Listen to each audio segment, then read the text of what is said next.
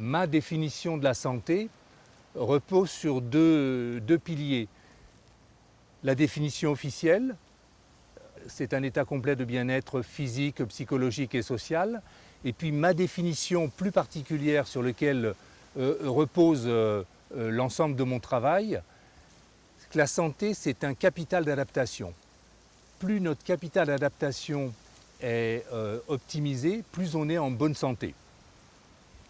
Et ce capital d'adaptation repose sur un système pendulaire. Ce que j'appelle le pendule de la santé, c'est cette bonne alternance de phases d'action et de phases de récupération. Notre système nerveux autonome, celui dont nous ne sommes pas conscients mais qui pilote toute notre vie, ce système nerveux autonome est basé sur le système nerveux sympathique qui nous permet de passer à l'action et le système parasympathique qui nous permet de passer en phase de récupération. Cette alternance d'action et de récupération permet d'assurer un maximum de santé. Il y a des moments pour se défendre. Si quelque chose vient me piquer, ou quelque chose qui me brûle, l'action c'est de retirer ma main. S'il y a un animal sauvage, si je suis dans la jungle, j'ai deux solutions.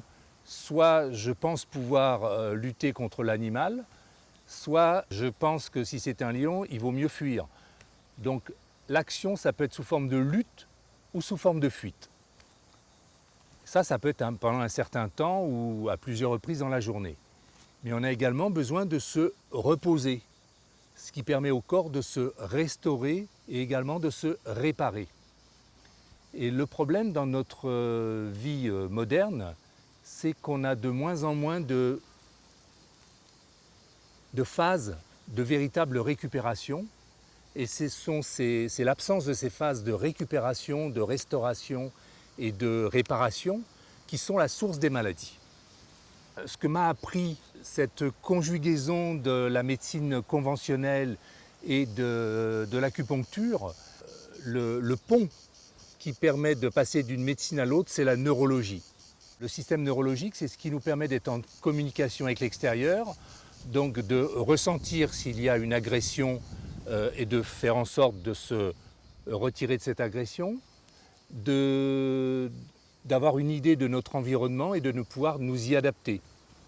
Ça, c'est la communication avec l'extérieur, à la fois en recueil d'informations par nos 5 sens et puis en action. Notre corps est fait pour être en mouvement.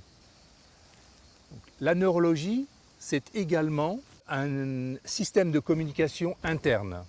Donc on a vu que ça servait dans notre relation avec l'extérieur, à la fois en information et en action, mais c'est également la même boucle d'information, action, adaptation qui se passe à l'intérieur de notre corps entre les différents organes. C'est-à-dire que le système neurologique va permettre de communiquer entre les différents organes du corps et d'assurer une bonne coordination. Enfin, un dernier aspect dans cette vision globale, un dernier aspect de la neurologie, on a vu c'était le mouvement, l'adaptation, la coordination interne, mais c'est également de permettre à notre corps de passer en phase de restauration, de pouvoir restaurer des tissus qui sont abîmés, de pouvoir récupérer, recharger en énergie, en capital d'adaptation, cette notion fondamentale de capital d'adaptation.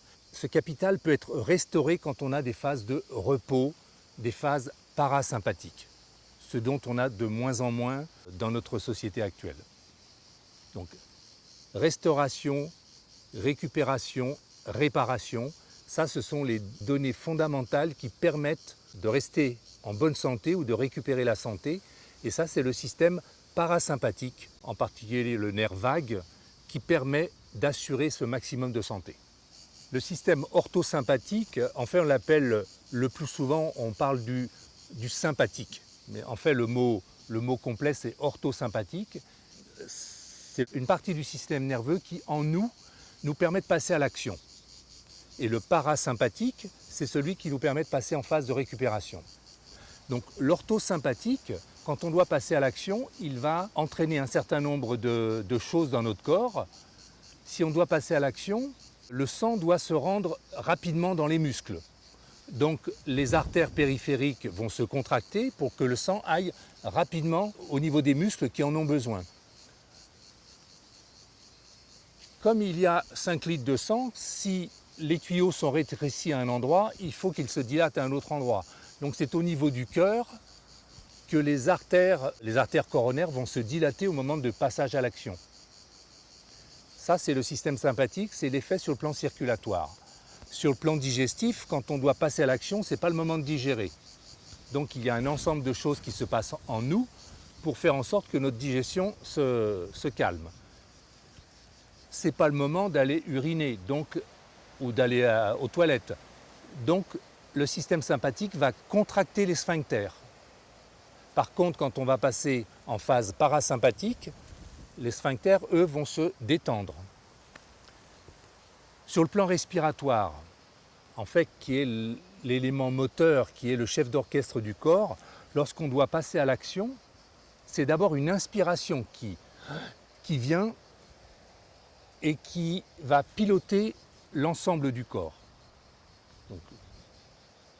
Lorsqu'on passe en phase sympathique, en phase d'action, c'est d'abord une inspiration profonde qui déclenche l'ensemble de ces phénomènes.